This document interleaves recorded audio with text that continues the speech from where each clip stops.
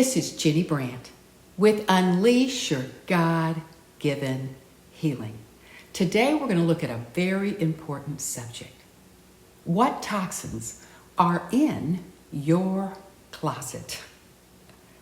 The more I study and research, the more I learn about how toxins are getting into our bodies. It was reading the book, Dressed to Kill, written by two research anthropologists, that began my education in this area. Then I was further educated by green living expert Deborah DeMolpede. In this video, we'll look at the manufacturing of textiles and fabrics and what chemicals are used. You might be surprised. And by the end of this video, you'll know what toxins are in your closet. In another video, we'll explore 8 tips for reducing the toxins in your closet. This video will be referenced in the show notes below. Let's be honest. Textiles are all around us. They are in our clothing, bed sheets, and blankets, upholstery, curtains, and towels. They are even in our baby beds and clothing. Yes, hard to believe. We can't run and hide from them, but we can reduce the amount of chemicals that enter our body from them, absorbed through our skin, inhaled into our lungs, or sometimes ingested. Over time, some of these chemicals wash out, but they end up in our water supply and in our soul. So, today's information will literally rock your closet and your world. But it's information we all must know if we are to lessen our toxic load. You see, there are 3 categories of fabrics that we wear on our bodies. There are the natural 5, which consist of cotton, linen, wool, silk, and hemp, with cotton being used 24% in our clothing. Then there are synthetic materials, which we use 62% in our clothing. These are spandex, polyester, nylon, acrylic, and fleece. These synthetic materials are made from plastic and petroleum. Many materials are a blend of polyester and cotton, so we also have blends. And then there's a third type. We have semi-synthetic fabrics or chemically processed plant-based fibers such as rayon, modal, tinsel, and bamboo. And if that weren't enough, we have many chemicals used in the processing, weaving, dyeing, finishing, and assembling of these fabrics. It is never ending. And as I've already mentioned, some fibers are made from chemicals rather than natural fibers. Sometimes these fibers are coated with chemicals to protect or coat the actual fibers. Then the fabrics are dyed. Many times heavy metals like lead and chromium are used to dye fabrics. Chlorine can be used to bleach fabrics, but sometimes hydrogen peroxide is used to bleach fabrics, and this is not considered harmful. Now, this will really knock your socks off.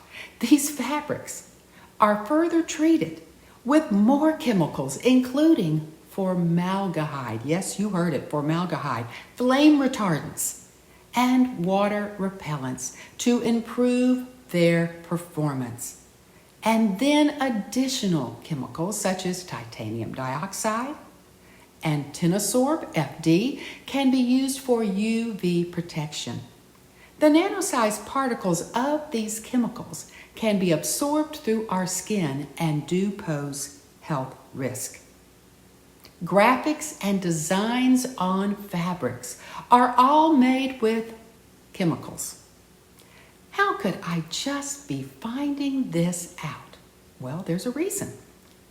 It's because our government does not require manufacturers to label all of the chemicals used in the making of fibers and the processing of these textiles and fabrics. They only require the fiber content, such as 100% cotton, the country of origin, the manufacturer, and of course, the care instructions. So let's look at some well-known chemicals that are also used in clothing. PFASs, or forever chemicals, can be used as a stain repellent or waterproofing and can be found in outdoor clothing, school uniforms, yoga pants, hiking pants, sports bras, rain gear, and firefighting gear. Of course, we want these chemicals in the firefighting gear if we're a firefighter. But PFASs are associated with cancer, so not for everyday use. How about BPA? It can add anti-static properties and strengthens fibers. And BPA can be found in t-shirts, socks, leggings, and sports bras. And it's known as an endocrine disrupting chemical that mimics estrogen. Not good. How about this? Do you love those wrinkle-free shirts and dresses? Well, they come with a cost because formaldehyde is used in wrinkle-free cotton, cotton blends, and rayon, and is known as a human carcinogen. Then there's lead, which is considered a probable carcinogen, and it's found in our children's clothing, in logos, snaps, zippers, and many prints. Heavy metals, which most are carcinogenic, can be applied during dyeing and the making of artificial leather. Then there's phthalates, which are serious hormone-disrupting chemicals, and they can be found in activewear, rain gear, and screen printing. And of course, pesticides, many which are linked to cancer, are used to control insects, even in some of our natural fibers. This is why I prefer natural organic fabrics. And let me mention again, flame retardant chemicals, which are linked to cancer risk, are found in children's sleepwear, curtains, upholstery, and their bedding. Now you see why I say it's just never ending. And just as I've mentioned with cosmetics and skin products in previous videos, the European Union has much stricter rules to protect their citizens from harmful chemicals than we do here in this country. So, it's really like the Wild Wild West with chemicals not only in cosmetics but in fabrics too. Just simply not enough regulation to protect us. This makes each one of us the sheriff in protecting our families from an overload of toxins coming from both clothing and cosmetics and things like skin creams. In fact, Canada, just above us, has banned 457 chemicals used in clothing. Europe bans or restricts 1,328 chemicals, and our own USA only bans 37 chemicals used in clothing. So we've got a long way to go.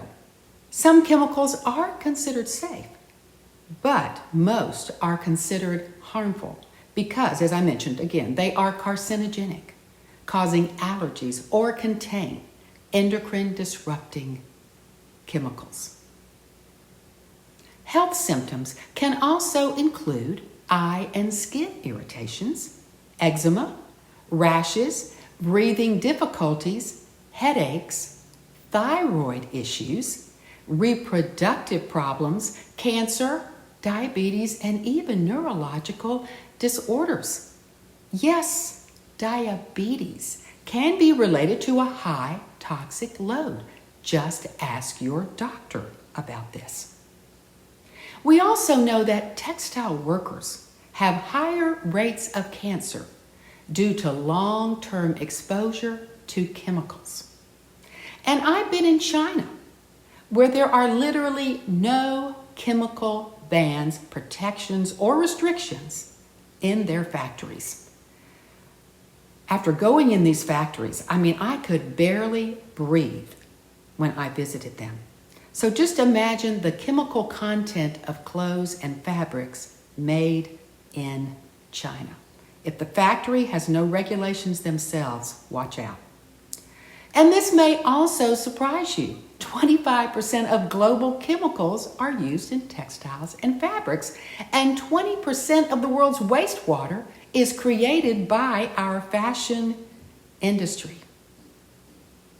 I hope this has been valuable information for you. I only wish I had known this sooner.